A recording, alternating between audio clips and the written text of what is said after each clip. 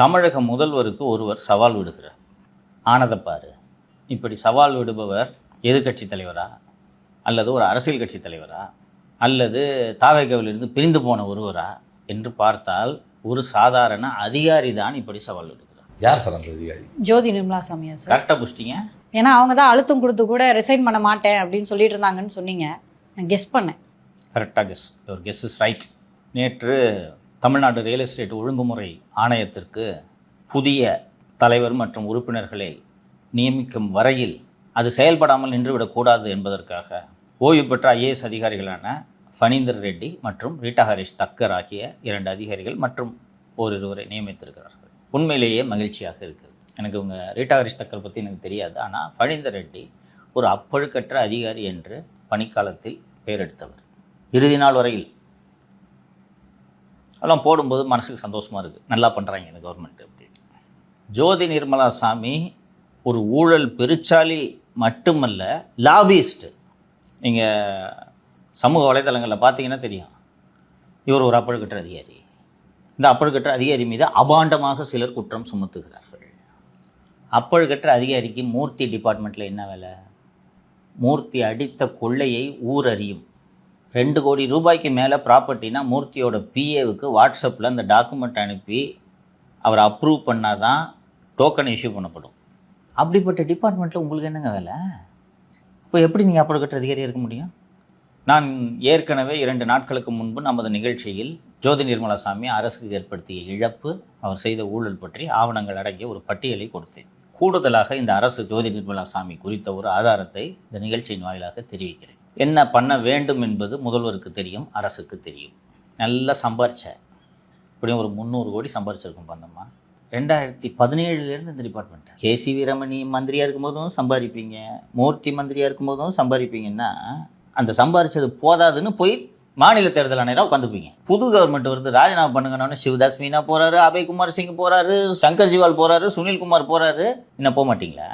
இந்த பதவியில் இருந்து அவர்களை அவ்வளவு எளிதாக நீக்க முடியாது, அது உண்மை. இம்பீச் தான் பண்ணணும். அந்த ஆளுநர் தான் தன்னை நீக்க முடியும்னு சொல்றாரு. ப்ரொசீஜர் ரொம்ப காம்ப்ளிகேட்டடு. ஆனால் உங்களை அரசு நினைத்தால் கதற வைக்க முடியும். கதற வைப்பதற்கான வழிமுறைகளை இப்போது சொல்கிறேன். தமிழக லஞ்ச ஒழிப்புத்துறையின் திருநெல்வேலி டிட்டாச்மெண்ட்டில் 2022 கிரைம் நம்பர் 7/2022 என்ற ஒரு வழக்கு பதிவு செய்யப்படுகிறது. அந்த வழக்கு யாருக்கு எதிராக பதிவு செய்யப்படுகிறது என்றால் KV Srinivasan, additional IG of registration, stamps and registration என்பவருக்கு எதிராக இந்த வழக்கு பதிவு செய்யப்படுகிறது. அந்த எஃப்ஐஆரில் para 11 under the influence of mister V Sivakumar, section officer of commercial taxes and registration department in secretariat, a native of Tenkasi, a document was illegally registered which belongs to PACL in Puthur village at Tenkasi. PACL என்றால் என்னவென்பதை ஒரு சுருக்கமாக சொல்லிவிடுகிறேன். PACLன்னு ஒரு real estate நிறுவனம் அல்லது சீட்டு நிறுவனம், எப்படி வேணாலும் சொல்லலாம். அந்த நிறுவனம் என்ன பண்ணுதுன்னா, பொதுமக்கள்கிட்ட பாஸ் நீங்களாம் பணத்தை கொடுங்க, உங்கள் பேர் நிலத்தை வாங்கி போட்டு நாங்கள் ஒரு குறிப்பிட்ட காலத்துக்குள் இரட்டிப்பாக்கி தருகிறோம் என்று இந்தியாவை பூரா வசூலை குவிக்கிறாங்க. 20,000 கோடியை தாண்டுது. இந்த ஷீலா மேரி கோல்டு காயின் கூட்ட மாதிரி தான் எல்லாம் போடுறாங்க. போன உடனே என்ன ஆகும்? பஞ்சாயத்தாகி விவகாரம் உச்சநீதிமன்றத்துக்கு செல்கிறது. உச்சநீதிமன்றம் முதலீட்டாளர்களின் நலன்களை பாதுகாக்க வேண்டும் என்பதற்காக ஓய்வு பெற்ற உச்சநீதிமன்ற நீதிபதி திரு RS லோதா அவர்கள் தலைமையில் ஒரு குழுவை நியமிக்கிறது. அந்த குழு PACL நிறுவனத்திற்கு இந்தியாவில் எங்கெங்கெல்லாம் சொத்துக்கள் இருக்கிறதோ அந்த சொத்துக்களை அந்த லோதா கமிட்டியோட கண்ட்ரோல் கீழே கொண்டு வந்துட்டாங்க. அந்த PACL நிலங்களை யாராவது விற்க வேண்டும் என்றால் லோதா கமிட்டியின் அனுமதியை பெற்றுத்தான் விற்க வேண்டும், வாங்க வேண்டும். அது எதுக்குன்னா, விற்று அந்த பணத்தை கோர்ட் அக்கௌண்ட்டில் டெபாசிட் பண்ணால் அவங்க எல்லாத்தையும் சேர்த்து பிரித்து கொடுப்பாங்க டெபாசிட்டர்ஸ்க்கு. இதுதான் ஐடியா. தமிழகம் முழுக்க இந்த PACL நிறுவனம் சொத்துக்களை வாங்கி போட்டிருக்குது, நிலங்களை. அதாவது எப்படின்னா, எதுக்குமே பயன்படாத கரண்ட் கார்டு இருக்கும்ல, அது ஒரு ஏக்கர் 20,000 ரூபாய்க்கு போகும். எவ்வளோ ஏக்கர் இருக்குது? 50 ஏக்கர் இருக்குது. 50 ஏக்கர் கொடு. இப்படி வாங்கி போட்ட நிலங்கள் ஏராளமாக இருக்கின்றன. இந்த நிலங்களுக்கெல்லாம் மதிப்பில்லாமல் தான் இருந்தது. பின்னாளில் சமீப ஆண்டுகளில் காற்றாலை மின்சாரம் தயாரிப்பதற்கும் சூரிய ஒளி மின்சாரம் தயாரிப்பதற்கும் இந்த கரண்ட் நிலங்கள் பயன்பட தொடங்கின. இதனால இண்டஸ்ட்ரீஸ்லாம் போய் ஒன்று வாங்குறாங்க. இப்படி தமிழகத்தில் கிட்டத்தட்ட 100 நிலங்கள் பதிவு செய்யப்பட்டிருக்கின்றன. PACL நிலத்தை இவங்க பாட்டுக்கு பதிவு பண்ணுறது, அனுமதி வாங்காம. எந்த அனுமதி வாங்கல. அதனால தான் எஃப்ஐஆர்.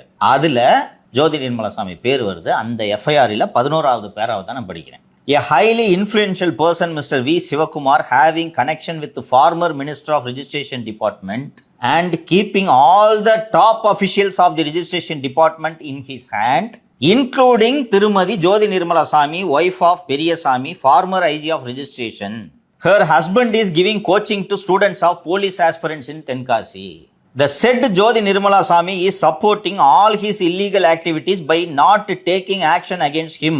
இது போல இவர்களை பற்றிய வரலாறும் இந்த எஃப்ஐஆரில் குறிப்பிடப்பட்டிருக்கிறது. இப்போ இதை விசாரிக்கணுமா இல்லையா? இப்படி ஒரு புகாருக்கு ஆளான ஆளை மாநில தேர்தல் ஆணையராக நியமிக்க வேண்டிய தேவை என்ன? பண செல்வாக்கு மற்றும் சாதி செல்வாக்கின் அடிப்படையில் ஜோதி நிர்மலா சாமி இந்த பதவிக்கு பொம்மை முதல்வரால் நியமிக்கப்பட்டார். என்ன கையெழுத்து போறோன்னு தெரியாத. இந்த ஜோதி நிர்மலா சாமியை ராஜினாமா பண்ணுமா, நீ யாருன்றது தெரியும்னு சொன்னா ராஜினாமா பண்ண முடியாது, என்ன பண்ண முடியுமோ பார்த்து என்று சவால் விட்டிருக்கிறார். முதல்வரின் கவனத்திற்கு கொண்டு வந்து விட்டேன், என்ன செய்ய வேண்டும் என்பது அவருக்கு தெரியும்.